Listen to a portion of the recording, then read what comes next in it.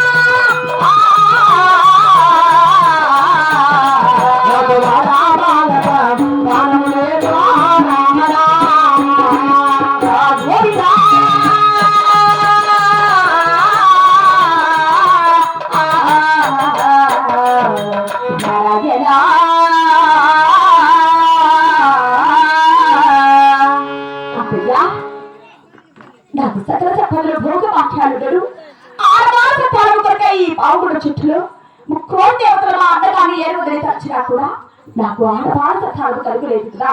ఒక్కసారి ఆ కదిరి క్షేత్రానికి వెళ్ళిరా, ఆ కదిరి దేవుని రక్షించుకురా.